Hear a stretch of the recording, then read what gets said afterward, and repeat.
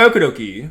Everyone is going gaga for Cyberpunk Edgerunners. Half because it's Studio Trigger, half because, ooh, Cyber Loli, and like 5% for people that actually cared about the game still. Who am I kidding? Nobody watched it because of Cyberpunk 2077. We just heard they were like big badonkadonks in episode 1, and suddenly we all became CD Projekt Red fans. But what is Cyberpunk Edgerunners? Well, we begin with our main boy, David Martinez. He's a street kid that goes to Agasaka Academy, the school for the high-class elites of Night City. He's absolutely enjoying the high school experience, being bullied by his posh and prim peers, constantly getting into trouble like pirating bootleg software or laundering snuff films. Due to some tragic events that are in episode 1, but I won't spoil just in case, David is driven to the brink of despair and decides to try on this cybernetic spine he found that grants him the ability to supercharge his body, thinking and moving faster than Quicksilver. Having nothing to lose, David becomes an Edgerunner, a mercenary for hire, also called cyberpunks, due to most of them being cybernetically modified street punks. Get it? It's like in the name. Now this is a fast-paced show. We are hitting story beats one after another, more hopped up than cyberjunkies on immunoblockers. All the high-tech slang is hard to keep up with when you're watching subs. I'm pretty good at reading fast these days because I was just never a dub kind of guy, only needing to pause to check for spelling for the script. But you gotta feel bad for the poor suckers that have to rewind every third sentence to figure out what a Sandevistan is and what choom means. Choom. When everyone is linked up the wazoo, you're either brain dead or hypercharged. Team-ups and betrayals happen at the snap of a finger. It's very disorienting to watch this constantly snap back and forth to new developments, info dumps, ooh, time for violence. It really doesn't help that much with the main romance. They bonded way too fast. I've never shown my moon brain dance with anyone else before. So what makes David so special? It's only been 2 episodes. That felt way too intimate for people that just met the same day. Maybe this was cyber love at first sight, but I really didn't buy into their relationship. What this show does do well is selling the utter disregard for lower class people with how a certain person's passing is handled. This city has worse health insurance than America. If you're not on the platinum package, you're worth nothing in the eyes of Night City. It's nothing but money, money, money, the rich enjoying their life of comfort, while the rest of the populace drown themselves in any manner of addictions, whether they're playing with their joysticks or replacing you with the Turbo Thruster 3000. You will be brushed aside and disregarded like the trash you are. The oppression of poverty just seeps into every scene. And of course, you need interesting sci-fi concepts if you're gonna do a cyberpunk story. The setting, not the game with the same title. And this show deals with the ramifications of body modification. See, you may be aware of this when it comes to surgeries, but organs have a risk of being rejected by the body, being seen as a foreign threat that needs to be expunged at all costs. You need to make sure donor and donee are of the same body types to minimize the chance of this occurring. I'm not a doctor, correct me if there are any mistakes.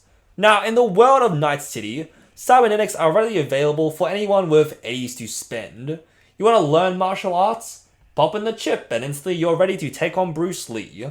Need a bit of pep in your step? Who needs soft and pudgy flesh legs where you can just rip them off and have them replaced? Get as new. It sounds amazing to be able to upgrade yourself. Become the better you through the power of science.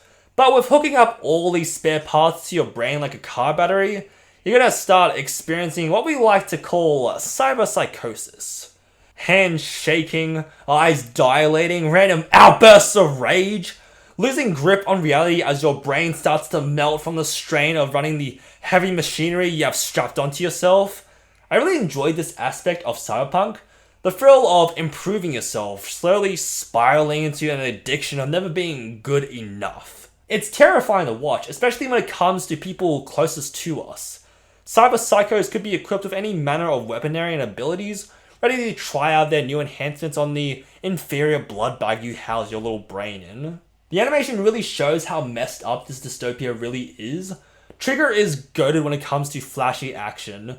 Blood and guts everywhere, neon nipples on people of unspecified gender, stay back age restriction, and even nods to the buggy physics of Cyberpunk 2077 when it comes to car chases.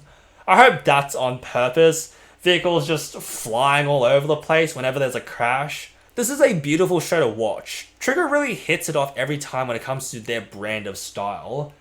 Even if I'm not always a fan of their stories, Trigger is beloved by anime fans far and wide, but I look at their recent catalog and a lot of them have just left a bad taste in my mouth. Little Witch Academia, I hated Arco.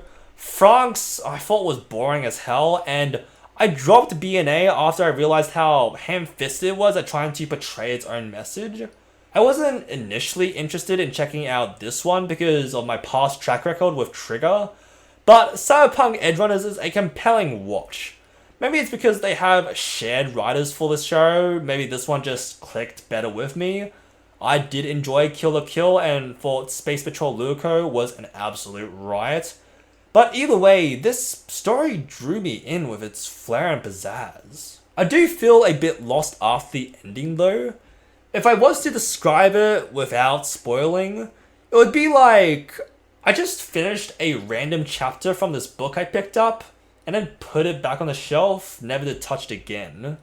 It might be because at the end of the day, this is still a promotion for the game Cyberpunk 2077. I've never touched the original material, so my only knowledge is the god-awful release it had and Keanu Reeves. Also, I didn't really feel that connected to these characters. With the pacing for the show being so fast, it did well enough to make me go, oh no, when someone got scrapped, but I would have liked some more episodes to make me really care. I honestly saw this more in a comedic light. Oh, look at these wacky characters. Shame I didn't know them for so long. Arcane's the perfect example of what I wish more shows did. Use the first few episodes to make us bond with the gang before. This is of course an unfair comparison when one is twice as long as the other. Even with that complaint, the world is what really drew me in, and I still think Cyberpunk Edgerunners was able to tell the story it wanted to tell. About people desperate to survive, only to be swallowed by the unforgiving Night City. Blood was shed, fluids were swapped, and I had a good time.